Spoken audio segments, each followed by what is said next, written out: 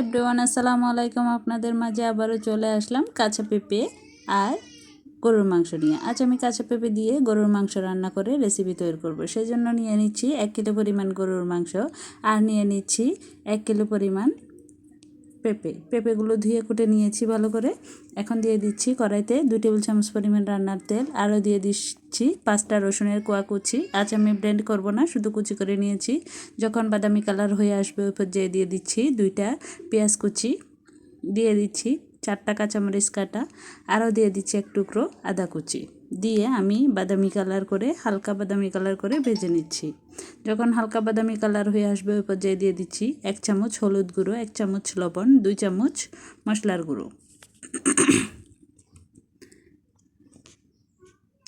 এখন আমি মশলাগুলো পেঁয়াজ মরিচের সাথে কষিয়ে নিচ্ছি হালকা তেলের উপর। আর কষানো হয়ে গেলে দিয়ে দিচ্ছি হালকা করে পানি মশলাগুলো কষার জন্য।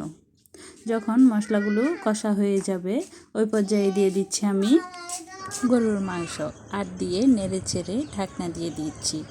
ঢাকনা দিয়ে ঢেকে রান্না করে নিব।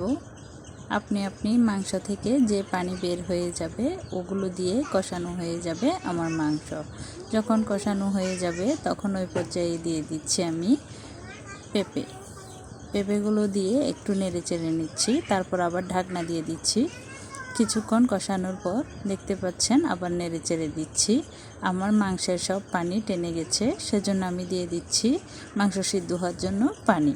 আমি এখানে 2 কিলো পরিমাণ পানি দিয়েছি। আর যখন মাংসগুলো সিদ্ধ হয়ে যাবে ওই পর্যায়ে আমার রান্না একদম কমপ্লিট। দিয়ে দিচ্ছি ধনেপাতা কুচি। এবার চুলা থেকে নামিয়ে নিচ্ছি আর পরিবেশন করে নিচ্ছি। দেখতে পাচ্ছেন কেমন লোভনীয় হয়েছে। আর যদি আমার ভিডিওটি আপনাদের একটুও ভালো লেগে থাকে তাহলে অবশ্যই একটা লাইক, একটা সাবস্ক্রাইব, বেল আইকনটিতে একটা ক্লিক করে দিবেন। আল্লাহ হাফেজ।